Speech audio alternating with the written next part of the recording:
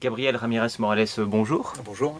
Vous avez publié aux éditions L'Harmattan, Histoire d'un entretien d'embauche réussi, avec un point d'exclamation. Donc, on souhaite qu'il soit très bien réussi.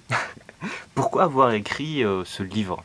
Alors, pourquoi avoir eu l'idée de faire ce livre? C'est suite à une expérience professionnelle où j'ai accompagné énormément de cadres en recherche d'emploi qui m'a donné cette idée pour la simple et bonne raison que je me rends compte que cette fameuse posture du demandeur d'emploi est relativement mal vécue pour un grand nombre d'entre eux, qui malheureusement sont un peu trop nombreux à mon goût aujourd'hui. J'aurais aimé ne pas avoir à écrire ce livre. Enfin bref, en tout cas, il est là. Et voilà, cette situation est très très mal vécue et surtout, je me suis rendu compte que c'est par rapport à des croyances qu'elle est mal vécue et non la réalité de la situation.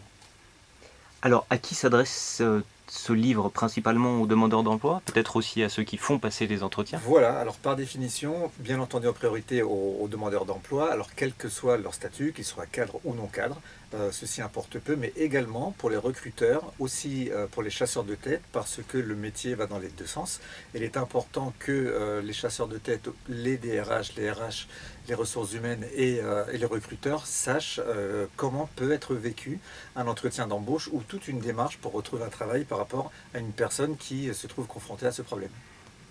Alors, quel en est le principal objectif? Alors le principal objectif, c'est déjà de rétablir la réalité et de bien faire un focus par rapport à notre passé, par rapport à ce qu'on veut, par rapport à nos compétences, par rapport à nos capacités, et essayer d'extraire de tout ça et d'annuler, voire d'arrondir certaines croyances qui nous pousseraient à vivre cette situation comme une situation négative. Alors que non, du tout, cette situation n'est pas du tout négative, parce que s'il y a des entretiens d'embauche, c'est qu'il y a des postes à pourvoir, autant que s'il y a des médecins, c'est qu'il y a des malades, et donc la situation est la même, et ce n'est pas une posture négative qu'il faut aborder, mais au contraire, il faut toujours rester battant, il faut donner envie d'être embauché, il faut se mettre en avant, il faut être motivé, il faut arriver à retrouver une confiance en soi par une estime de soi, une image de soi et un amour de soi.